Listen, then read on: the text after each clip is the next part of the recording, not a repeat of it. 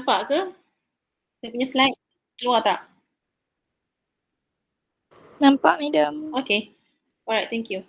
So, okay, for today we are going to start to learn about the chapter 4. So, chapter 4 is about factor affecting the polymer chain structural differences. Okay, so there are 4 elements here, okay, regarding on the conformation, stereoregularity of the structure, branching and cross-linking, and last one is the interchain forces. Okay, so what you are going to learn in this chapter regarding on first, let's say conformation. Okay, conformation, we will look into the factor affecting the polymer conformation. Either they can be a flexible polymer or rigid polymer. Okay, so kita akan lihatlah faktor-faktor yang menentukan flexibility dan juga rigidity untuk polymer tadi. Kemudian, stereoregularity of the structure. Okay, in the stereoregularity of the structure, we are going to look into the difference between the tacticity and isomers. Okay, and next is the branching and cross-linking. Okay, the difference between the branching and cross-linking. And last one is the difference in terms of the polymer forces. Okay, the forces arise in the polymer chain. Okay, so these 4 elements will determine the different structure, the different chain structure, and also the properties of the polymer. So for today, I will cover only the first one, the first 2 topics, which is the conformation and stereo regularity. Okay, so next week kita akan cover pula branching, cross-linking, and also the interchain forces. Okay, we look into the first one, which is the conformation. Okay, so conformation, there are 2 types. Okay, it can be the flexible polymer or it can be the rigid polymer. So first,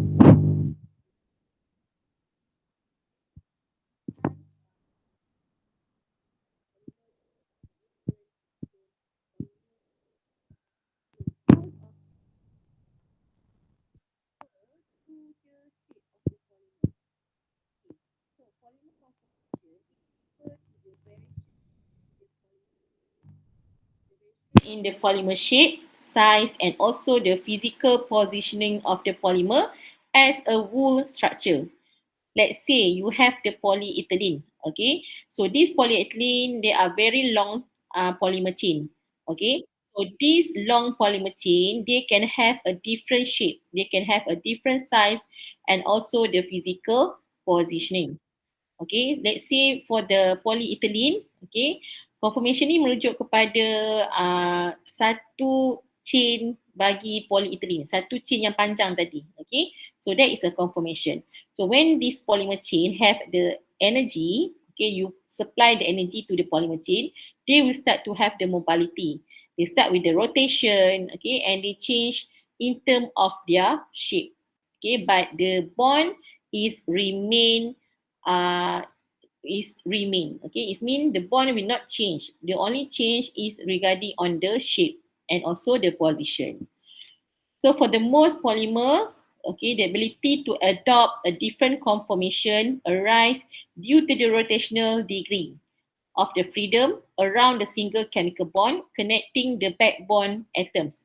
So from this sentence, you can understand that conformation is regarding on the rotational degree of freedom. Ataupun kalau kita sebut bahasa mudah dia adalah flexibility of the polymer. So when the polymer having this flexibility, they can form a different conformation. Okay. And the conformation, they arise due to the rotation of the molecules about the single bond. Only occur in the single bond polymer. Okay, so the conformation only occur in the single bond. So any polymer that having a single bond, they can rotate, they can mobile, they can have a flexibility. But this is not applied to the polymer having the double bond or triple bond. Okay, so conformation only occur in a polymer that contains a single bonding. Okay, so when the two atoms, let's say kita ada polyethylene. Okay, polyethylene, we know the repeating unit of the polyethylene is CH2, CH2. So if the two bond between the carbon and the carbon, they are joined by the single bond, which is the polymer, the monomer that has been polymerized. So they are joined by a single bond. Then the rotation about this bonding is possible. Okay. Unlike the double bond, they cannot be rotated. So if you want to change um the the shape of the polymer having the double bond, you need to break the bond. You need to break the bond. But in the conformation, in a single bonding, you doesn't need to break the bond to make the polymer to rotate, to make the polymer to have the flexibility. Okay. So let's say, okay, you have two atoms here. Okay, the blue one represent the carbon, and the black one represent the hydrogen. Okay, so let's say you have this carbon, two carbon, and also this carbon, the hydrogen will attach to this carbon, and also the hydrogen, three atoms of hydrogen attached to the carbon. Okay, so this polymer, they has the ability to rotate. Okay, they has the ability to rotate because the carbon atom is linked by the single bond. Okay, so this single bond, they can have the rotation. When they have the energy, let's say you heat the polymer, you apply the temperature, so the polymer can have the rotation. They start to mobile and they start to rotate. So when they rotate, they will have a different angle. Okay, they can be either 60 degree up to 180 degree. So they have the bond rotation. Okay, so this is the example of the polymer chain conformation. Okay, let's say for this one polymer, okay, this might represent the polyethylene, okay, because they are in the zigzag formation, zigzag conformation. So this might be the polyethylene. So this polyethylene, okay, as you can see, okay, kalau kita lihat dalam bentuk macam ni, kita nampak dia dalam bentuk zigzag sahaja. You takkan nampak dia rotate. But in the real situation, this polymer, they can rotate, they can mobile and they can rotate. So they can rotate for this polyethylene, they can rotate up to 120 degree, okay, between the carbon atoms, okay. And this polymer chain, they can have a random coil conformation. They can form either the irregular shape like this one, okay. So conformation is about the rotation of the wool polymer. Maksudnya keseluruhan polymer chain tadi, okay, it will happen to this polymer chain. The conformation is about the rotation of this wool polymer, keseluruhan polymer ni tadi. Okay. So we know that polymer they attach, okay, the big molecule attach together through the main bonding. So in this case, the carbon atom, they are joined by either a single or double bond. So the conformation only occur in the single bonding only. But in the double bond, the polymer cannot rotate. Okay, if your polymer having a double bond at their main chain, they cannot rotate. Okay. Okay, so in polymer, we have a saturated polymer and also the unsaturated polymer. So for the unsaturated polymer, it represents the polymer having a double bond or polymer having a triple bond. Okay, like as presented in this slide. Okay, you can nampak kat sini. Unsaturated polymer represent to the polymer having a double bond or polymer having a triple bond. So this is considered as the unsaturated. Meanwhile, the saturated polymer represent the polymer having a single bonding. Okay, as you can see here. So for this type of polymer, okay, they're having a single bonding only. Okay, so in the bond rotation, okay, when you supply the heat, okay, the polymer having the energy, okay, so this saturated polymer, they has the ability to rotate, to have a bond rotation. But in a triple or double bond, okay, they have a very high barriers to the rotation. It means that this double bond and triple bond, they will restrict the rotation of the polymer. So the conformation will not occur. Okay, will not occur in a double or triple bond. Okay, tak akan berlaku sebarang rotation. Okay, so this motion is confined to a simple torsional vibration about this bonding. So during the rotation, okay, your polymer will have a different torsional angle. Kita panggil sebagai torsional angle. Okay, so they can rotate in different direction. Okay, this is how it represents the rotation of your polymer. Okay, so for the single conformation, for single polymer conformation, there is a specific shape that the chain can take. For example, when we draw a polyethylene chain, kalau you lukis polyethylene chain, normally you just imagine that this polyethylene chain, they are straight lines with a zigzag angles. Just one way it can look. Okay, let's say if you draw the polyethylene, contohnya kat bawah ni adalah polyethylene chain. So when you draw the polyethylene chain, it just occur like a static, okay, like a static chain. Okay, sebagai contohnya saya tunjukkan kat sini. Okay, let's say kalau saya minta awak lukiskan polyethylene chain. So, bila you nak draw the conformation, you nak draw polyethylene chain, you akan lukis dalam bentuk macam ni saja. So, this is a zigzag conformation. Okay, so from this one, you only see that this polyethylene chain is in a straight lines, in a line only. Okay, and this one we have the carbon. Okay, this one we have the carbon. Okay, and attached to this carbon is the hydrogen. Okay, so attached to this carbon is the hydrogen. Okay, so this is how you look at the polyethylene chain. But another one thing, okay, this simple drawing, they doesn't capture any real chain movement. Okay, but in a real situation, this polymer chain, they will rotate. Okay, they will rotate. So because this polyethylene, they are single bonding, they are saturated polymer. It doesn't have any double bond after they polymerize. So this polyethylene, they have the ability to rotate. Okay, they have the ability to mobile and they have the ability to rotate into a different position. Sebagai contohnya, kalau you lihat gambar rajah di depan ni, okay, kita ada structure bagi, this one is not polyethylene.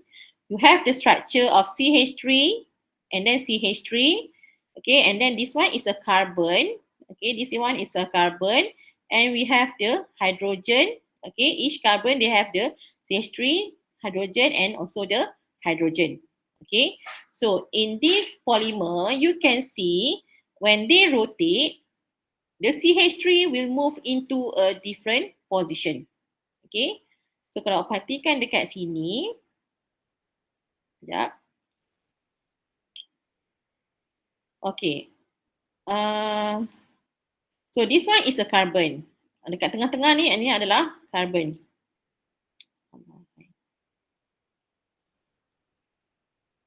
Okay, dekat tengah-tengah ni adalah carbon. Okay, sini pun sama, carbon. Okay, so in this carbon, okay, this carbon, they have two functional group, which is the CH3. Okay, CH3, CH3 sekejap. Sekejap ada kelas. CH3, and then we have another is the hydrogen. Alright. So this is the atom that attached to this carbon. Okay, you have the CH3, hydrogen, and also the hydrogen. Same goes to this carbon. You have the CH3, hydrogen, and hydrogen. So when this polymer, this chain, they having the energy. Let's say you apply the temperature, so the polymer chain start to rotate, start to mobile, and start to rotate. So when they rotate to 60 degree, what happened to this carbon, CH3 methyl group? You can see here, okay, from this direction, okay, okay, at the origin, this is the position for the CH3. So after the bond start to rotate, this CH3 shift to another position. Okay, this one, this position. This is known as the bond rotation. You can see that at the first example, both CH3 are in the same plane. They are this CH3, they are behind to this CH3. So kalau kita lukis gambar rajah dia kat sini, ini adalah karbon dia. Okay. Karbon. So CH3 tadi dia akan berada pada kedudukan yang sama. Okay. Dia akan berada pada kedudukan yang sama dan bila you lihat daripada sini, okay, bila you lihat, katakan ini mata you lihat karbon di sini, you akan nampak karbon di depan ni dan karbon di belakang ni adalah di sini.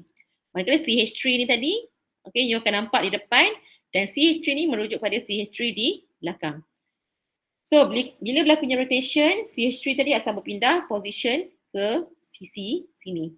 Okay, this one is a 60 degree. So this can rotate up to 120 degree, 180 degree.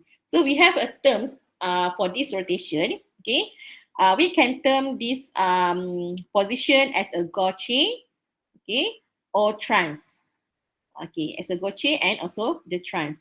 So for the Gaussian, you can see that CH3 they are adjacent to each other. Meanwhile, for the trans conformation, you can see that the carbon, the CH3, okay, they are 180 degree separate. Macam tadi, dia punya kedudukan dia berada sebelahan macam ni. Tetapi bila berlakunya rotation, CH3 tadi akan pindah ke bawah. Berlakunya 180 degree, okay, rotation. So CH3 tadi dah berada di bawah. Okay. And this rotation will continuously occur as long as there is energy to the polymer. As long as you heat the polymer, you stir the polymer, so the bond will continuously rotate. Okay. So when the rotation occur, your polymer will have a different energy level. Okay, we call as a potential energy. Okay, let's say for the Gaussian, okay, the energy is here. Okay, maybe around 3 kilojoule per mole. Okay, meanwhile for the trans, the energy is here, the minimum one. Okay, around 0 kilojoule per mole. Okay, kita lihat pada part C ni lah, part CY ni. Okay, so it will have a lowest energy level. Meanwhile, for this one, Gaussian, bila dia rotate, dia pergi ke kedudukan Gaussian balik, which is about 3 kilojoule per mole. Okay, so when your polymer can change from the Gaussian to the trans to the Gaussian, it means the rotation become easily. Okay, they can transform from the Gaussian to the trans, and then they can transform from the trans to Gaussian back. So this is considered as flexibility of the chain. Maksudnya, the more easier your polymer to change from the Gaussian to trans and trans to Gaussian, it represents the flexibility of the chain. Okay, flexibility of the chain. So, how this bond rotation occur? Okay, so this bond rotation occur is belongs to the carbon here. Okay, for this carbon and then next carbon to another next carbon and another next carbon. Okay, so this is one of the conformation type. We call this one as a zigzag angles. Okay, zigzag conformation. Okay, zigzag conformation. So normally polyethylene, as an example, polyethylene they will form the zigzag conformation. Okay, we have another type of conformation that we see later. Okay, so normally in a real situation, okay, the chain actually they can move and they actually wingle. Okay, they start to wingle. It means that they start to shake and then they start to vibrate. Okay, when you apply the energy. So this energy can be in terms of the heat. Let's say you heat your polymer. Okay, you panaskan you punya polymer. Let's say you have the polymer solid, you panaskan. So during this heating process, your polymer will gain the energy. Okay, they gain the energy and they start to move. Okay, move and rotate. So this movement they get faster and bigger as the temperature will rise. So one of the most significant movement is the rotation of the single bonding. Okay, so the conformation where hydrogen atom on the different carbon atom are closest together is called as the eclipse conformation. And this conformation is much less favor than the conformation where they are furthest apart. Okay. And when the atom-atom distance are short, the repulsive forces will be dominate. They will start to uh, repel each other. Dia akan menolak antara satu sama lain. That's why in the conformation, okay, in the polymer conformation ataupun polymer position, we prefer the atom to be furthest apart. They must be further than each other. Contohnya kalau kita lihat kat sini, kita ada terms yang kita panggil sebagai staggered and also the eclipse. So this one represent the propane structure. Okay, so the propane structure, kalau saya lukis dekat sini, rupa bentuk dia lebih kurang macam ni lah. Dia ada carbon, okay, single bond, carbon. So carbon yang di sini ada CH3 and also it have the hydrogen and also hydrogen. Okay, ini carbon yang pertama, carbon yang di depan ni. Okay, kemudian carbon yang di belakang dia ada hydrogen. Okay, 3 hydrogen. So this is a propane. Okay, this is a propane. So bila you lihat, let's say you lihat, ni mata you lah, kedudukan mata. Okay, you lihat from this position. Okay, you can see this carbon. Okay, di sini, this carbon. Okay, and then CH3 in front of this. And then you have the H and also the H. Okay, and then behind this carbon, okay, you can see the second carbon, okay, behind this the first carbon, and then hydrogen, okay, hydrogen ni, dan juga this one, hydrogen, 3 jenis hydrogen, 3 hydrogen. So when the atom they are adjacent to each other, it means dia bersebelahan, okay, adjacent to each other like this one, this is called as a staggered conformation.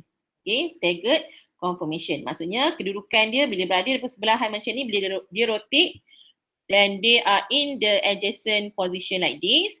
This one is known as a staggered conformation. Meanwhile, if they are lined up, it means one in front of each other. Let's say line up ni maksudnya dia berada dalam satu plane yang sama, satu kedudukan yang sama. Okay, satu maksudnya parallel punya kedudukan. Okay, this one is known as the eclipse conformation. Okay, and sometimes we have another terms like such as the gauche and also the anti, or sometimes we call as a trans. So for the gauche also represent the adjacent atoms. Okay, adjacent atom or branches. But this gauche and trans or anti, they only can be observed when you have a other molecule. Let's say you have the propane, you only have the hydrogen. But for the gauche and anti or trans, it apply when you have another branches, such as you have the methyl group, okay, in the first carbon, and you have another methyl group in the next carbon. Okay, contohnya kalau gambar rajak kat sini, ini adalah propane. Okay, tapi bila hidrogen ni saya gantikan dengan CH3, okay, you akan nampak dekat contoh di sebelah kanan ni. Okay, so this CH3, katakan ini CH3 yang pertama, ini CH3 yang kedua. Okay. So CH3 yang pertama adalah di sini, di hadapan ni. Okay, CH3 yang kedua adalah di belakang ni. So when these two CH3, they are adjacent to each other. Adjacent ni means dia bersebelahan. So when they are adjacent to each other, this is termed as a gauche conformation. Okay, it can be either a negative or positive. So negative if the position in the right side, and negative if the position in the right side, positive if the direction in the left side. Okay, so when the polymer rotate, the CH3 will move to another position. It means the CH3 at the behind will at the second, these two, position 2 will move, okay, from here, Okay, from here to this position. Okay, so at this position, the conformation is as the anti conformation. Okay, sometimes kita panggil sebagai anti, sometimes kita panggil dia sebagai trans. Okay, so as you can see here, when the CH3 rotate, okay, when this CH3 rotate, when this atom rotates, they will have a different angle. Like this one, the angle will be 60 degree. But when they rotate to anti-conformation, the angle will be 180 degree from this CH3. From CH3 1, they will be 180 degree. And then they will continuously rotate. They will meet the next position, which is the Gaussian plus, which is at the left side. Okay, and with the continuously rotation, they will be in the same plane as the first CH3. Okay, so this is known as a bond rotation. Okay, so when the polymer rotate, the atom rotates, okay. Okay, so when the atoms rotate, you can see that there are different conformations such as the anti-conformation, they change to the eclipse conformation, they change to the Gaussian conformation, and also they change to another eclipse conformation. Okay, so anti and trans adalah benda yang sama. Jadi kalau diperhatikan dekat sini, fully eclipse is mean that this CH3, let's say CH3 yang di sini, yang saya bulatkan, okay. Katakan ini adalah CH3 pertama. CH3 pula. Ini adalah CH3 yang pertama dan ini adalah CH3 yang kedua. So when they are in the fully eclipse is mean that the CH3 will be in the same plane. Okay. The second CH3 will be behind the first CH3. Okay, so kita panggil dia sebagai fully eclipsed. So the atoms will be very close to each other. Okay, and you can see the energy is very high. Okay, the potential energy is very high. So when the potential energy is very high, the polymer cannot the polymer will become less flexible. Okay, and when you want to, let's say you want to process your polymer, you want to heat your polymer, you require high energy to transform from the fully eclipsed to the anti-conformation. So they require high energy. Okay, so normally at this high energy, polymer is not stable compared to the anti-conformation. That's why the anti-conformation, they refer as the most stable state for the polymer. Okay, most stable state for the polymer. Okay, so from the fully eclipse, when the polymer rotate, it will change to the Gaussian conformation. So at the Gaussian conformation, these two atoms, they are 60 degree apart.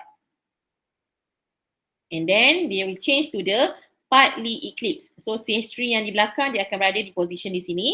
Okay. So the bond will be around 120 degree. Okay.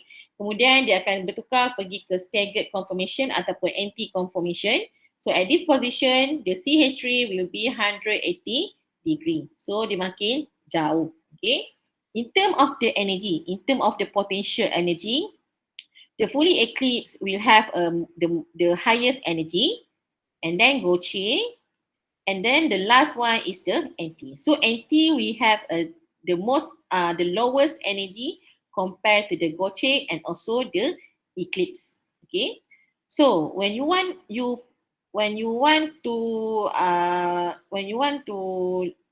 consider either your polymer is flexible or rigid, flexibility is determined by the easy changes of the state from the Gaussian to the trans. Okay.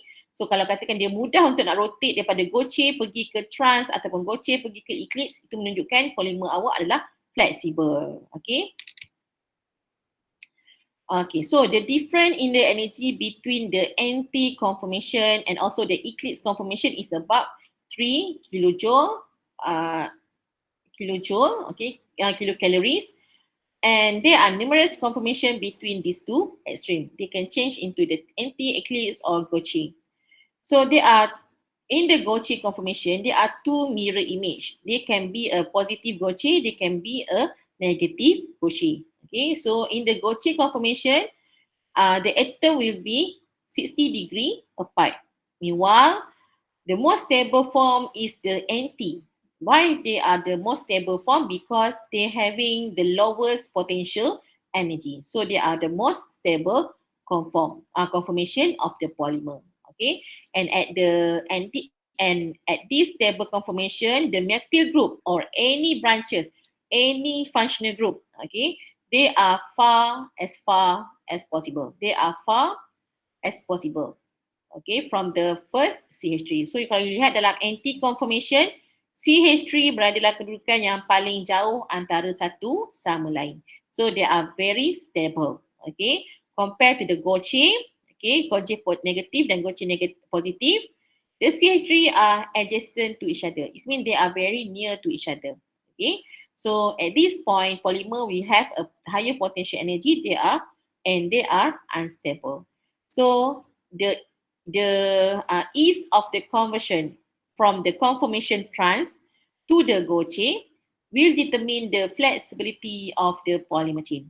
Okay, that's why kalau katakan polymer chain awak tu tiada sebarang bulky group, tiada sebarang intermolecular forces such as hydrogen bonding ataupun dipole forces, ataupun polymer awak ni tak ada sebarang bulky side group yang lebih besar, so it can make your polymer become flexible.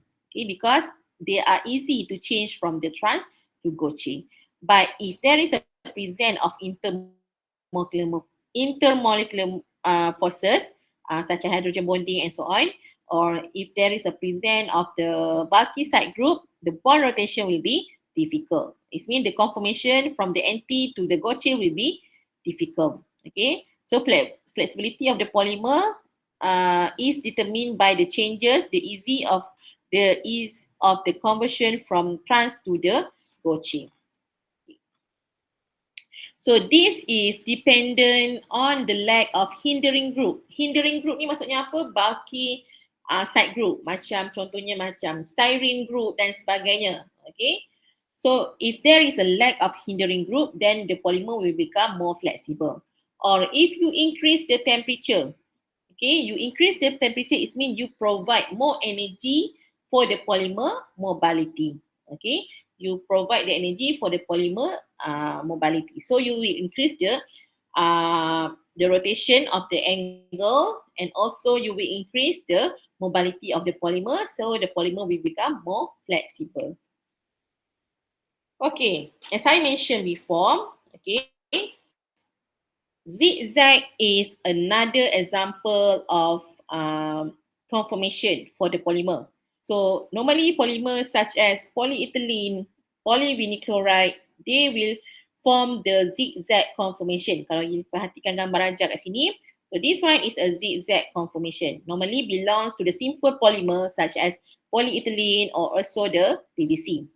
But for certain polymer that contains the branching, that contains a bulky group, even a methyl group, CH3. CH3 pun boleh dikonsider sebagai methyl, boleh dikira sebagai bulky group compared to the hydrogen.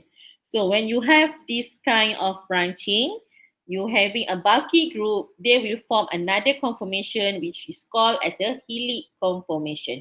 Okay, so kalau helix conformation, you akan nampak kedudukan dia adalah lebih messy compared to the zigzag conformation. Okay. Same goes another one. Kita ada satu lagi kita panggil sebagai ball shape conformation. Kalau perhatikan, conformation tu berlaku di sini. Okay, perubahan bentuk dia berlaku di sini. So at this area, the bond rotation occur more extensively. Okay, and also we have a more simple one, is a linear conformation. And sometimes you akan nampak planar zigzag of the polyethylene, like this one example. And the next example, this one is represent as the helix conformation. Normally belongs to the polymer having a bulky side group such as the PP, POM, and also the PTFE. Okay, so dia banyak jenis conformation lah yang ada dalam polimer. So all these conformation only occur at a single bond only. Okay, single bond sahaja. Tak berlaku dalam polimer yang ada double bond dekat dia punya main chain. Okay, so the factor affecting the chain conformation. So the factor that will determine either the chain conformation will be easy or not is regarding there are three factors. Okay, the first factor is a steric factor. Steric factor is a physical impedance caused by a nearby atoms. It means how a nearby atoms affect the system. As you can see in this diagram, we have a CH3 as the bulky group. Okay, so all carbon they have a CH3.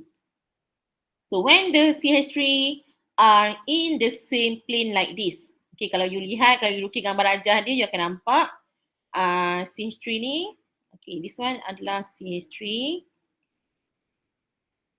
Okay, so this one adalah hydrogen dia. Sorry.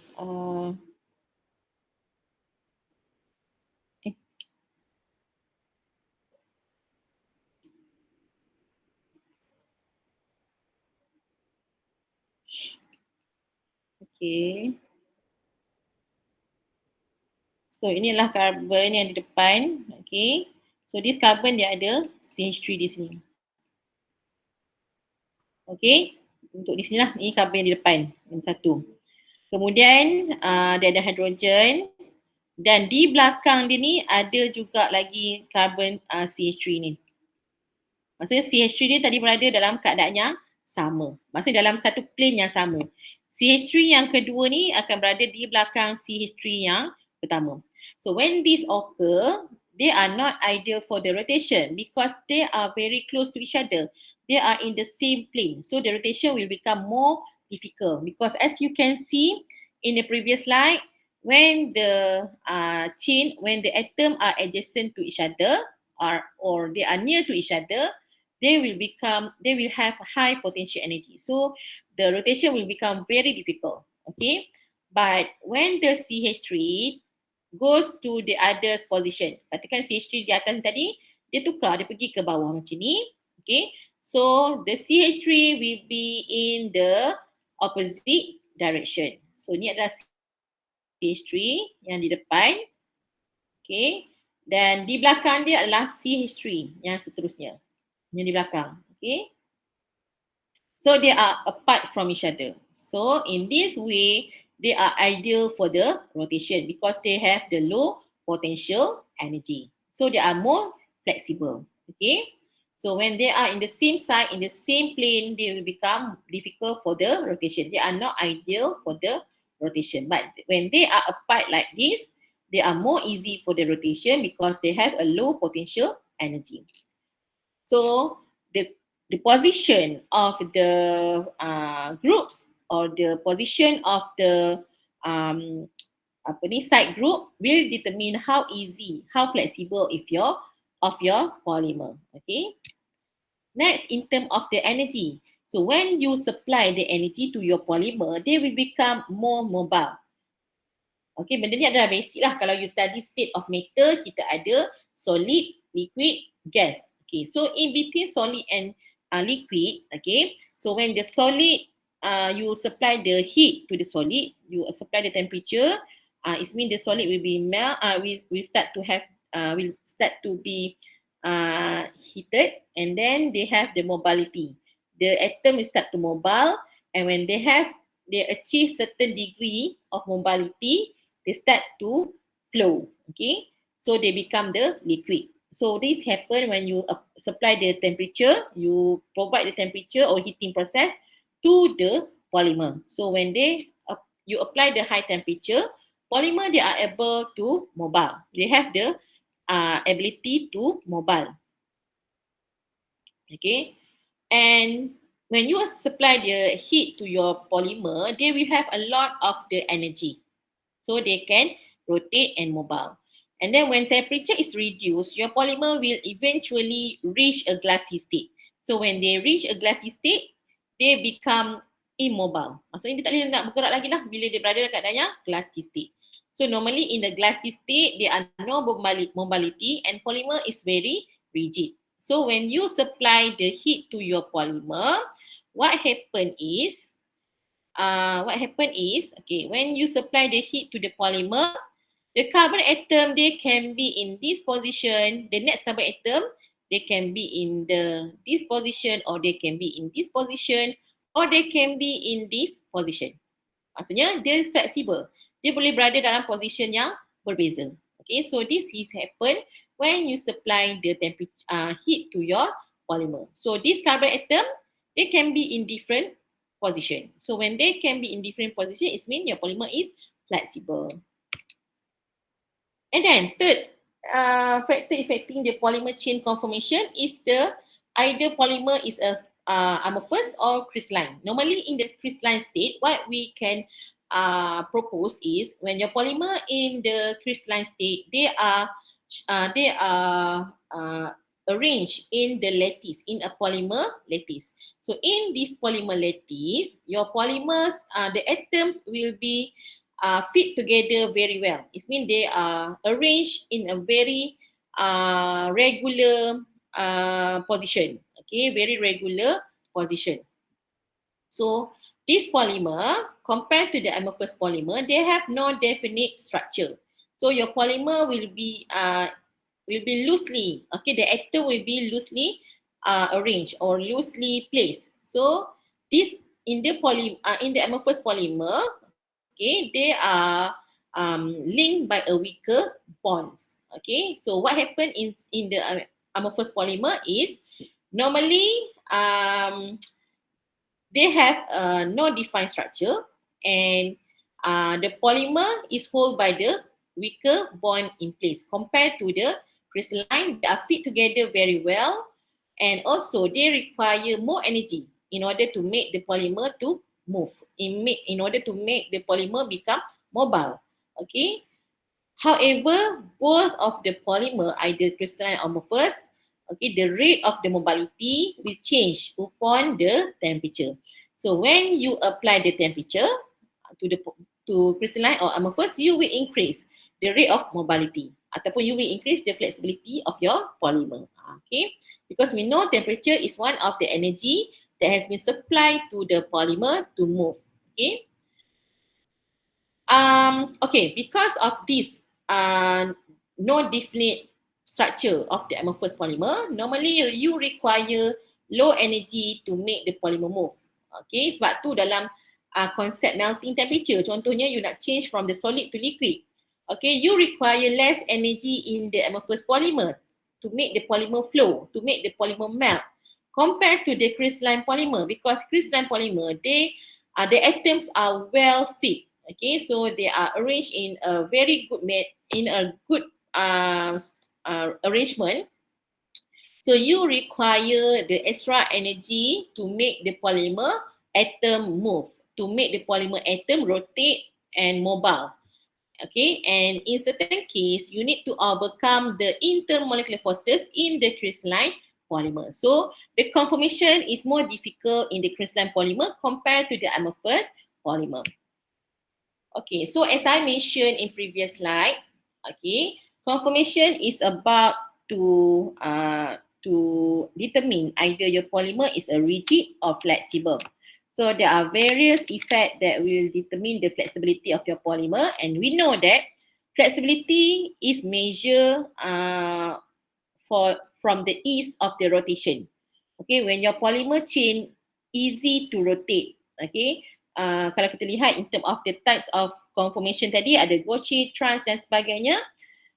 So flexibility determine how easy your polymer change from the conformation trans to Gaussian or Gaussian to the trans. So it determine the flexibility. Dia senang nak rotate. Okay, that's why you punya polymer considered as a flexible. So there are few factors that will determine the flexibility and rigidity of your polymer chain. The first one is the chemical structure of the polymer. Let's say if your polymer having a very bulky group, such as they have the aromatic monomers, they have the aromatic functional group, okay, that attach to the main chain. This one will cause the movement or rotation, the bond rotation become difficult. So the polymer will be more rigid compared to the aliphatic monomers. Aliphatic monomers ni macamnya polyethylene lah, maksudnya dia tak ada sebarang bulky side group. Dia hanya ada hydrocarbon sahaja. Okay. And then in terms of the steric hindrance is mean anything or factor that will reduce the mobility of your polymer chain. Okay, so normally the greater steric hindrance can lead to a more coil as a bulky group resist the close packing. So your polymer become more rigid and they has the less flexibility. And then tacticity, macam yang kita dah lihat sebelum ni, tacticity ada 3 jenis. Kita ada isotactic, syntactic and atactic. So normally isotactic polymer, they have a side group on the same side. They create the more ordered and rigid structure.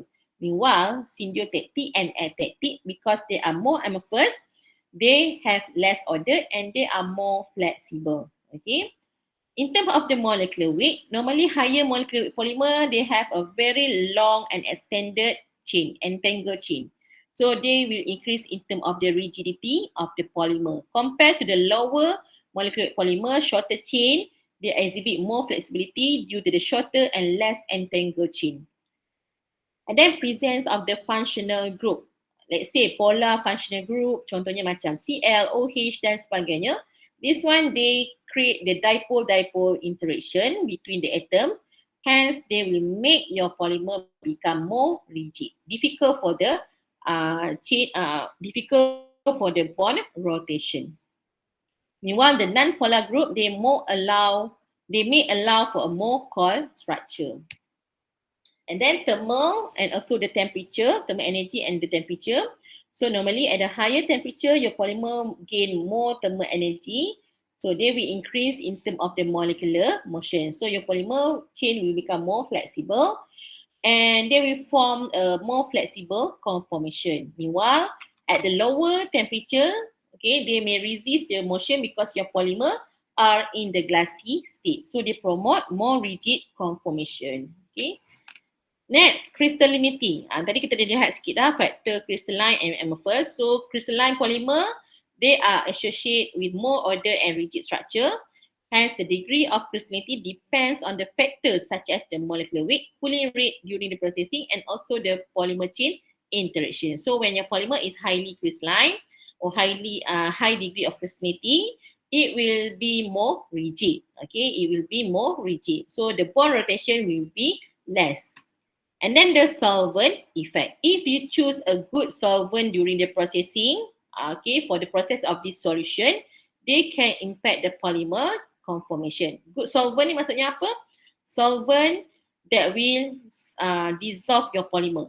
Okay, it means the solvent used to dissolve your polymer. So any solvent that can dissolve the polymer is considered as a good solvent. So normally the good solvent, they favor the polymer solubility and they will lead to more extended chain conformation. So while the less soluble polymer, they may adopt more coil structure. Okay, it means they become more rigid compared to the polymer that having a high solubility in a good solvent. Okay. Okay, setakat ni ada soalan?